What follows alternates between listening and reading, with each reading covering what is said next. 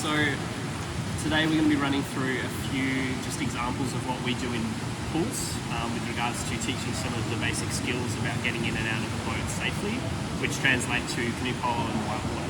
So this video is just mainly for lifeguards, just so that you can see what happens when we're in the pool, so that you don't kind of freak out and worry too much about having to jump in. Just going to be running through all the things that we do. So the first thing that we do when we get new people into the pool is we run through a wet exit. A wet exit is someone in a boat that's wearing a spray deck to keep the water out.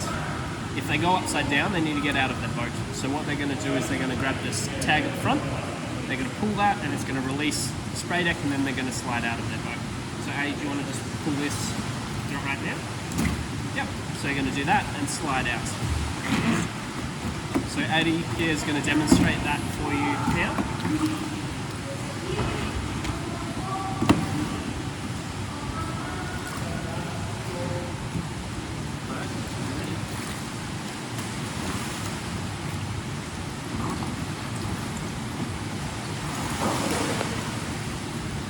And that's it, that's the simple wet exit. So that's the first thing we run through with everyone, and that way we know that they can safely get out.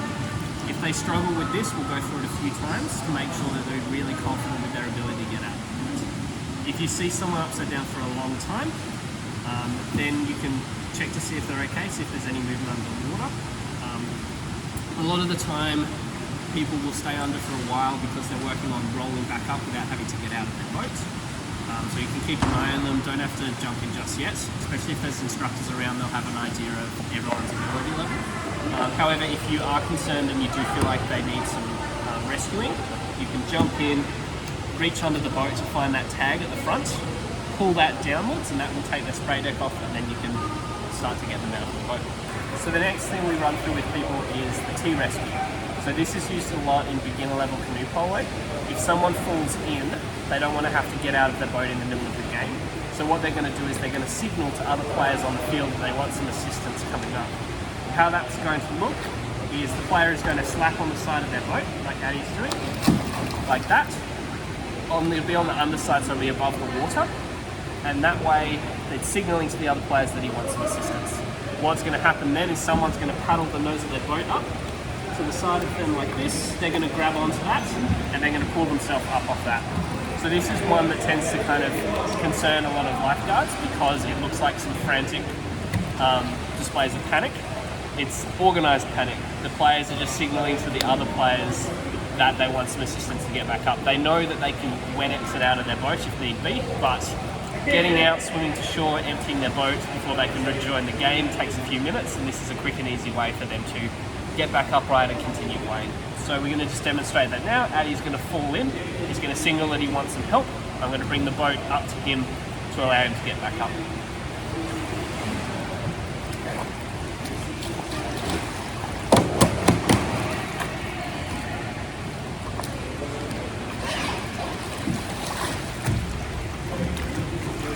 Right, and that's the T-rescue. So once we've gone through the wet exit and the T-rescue with all of our beginners, they're then free to roam around the water, practicing paddling, racing, all of the different parts of kayaking. They know that if they go upside down, they can try and signal to someone nearby that they need some help. If no one comes, they're going to just pop out of their boat naturally. Don't really have to worry about too much. With our sessions, we have lots of instructors around to help flip people back up, to make sure that they can just keep playing without having to get out of their boats. But everyone knows that if no one's coming or they're not prepared to wait, they just pull the deck and get out of their boat like so.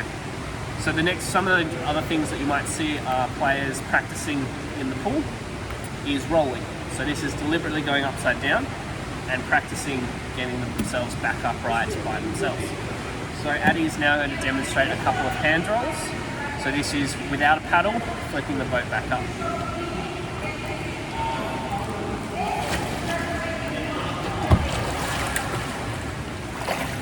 Another one.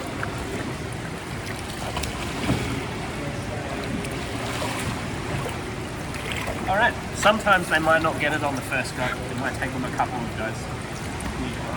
One, then you go up and then come up on the second.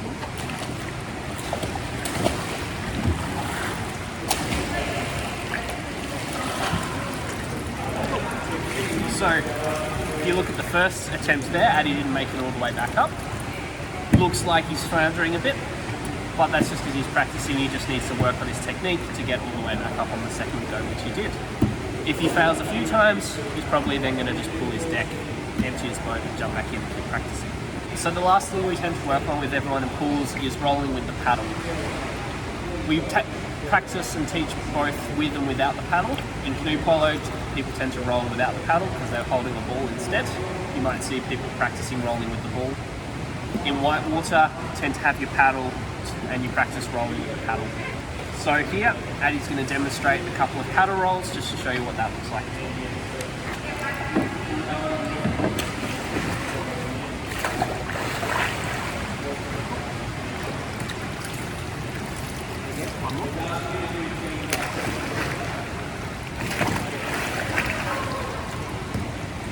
Alright, and that's the paddle roll. So they're the main things that we practice in the pool, and hopefully that gives you a little bit more information on what we're doing, just to give you a bit more of an understanding and allow you to assess the situations with us in boats in your pools as lifeguards, and a good understanding of when a situation might look dangerous but might not be, but also just use your judgment as well.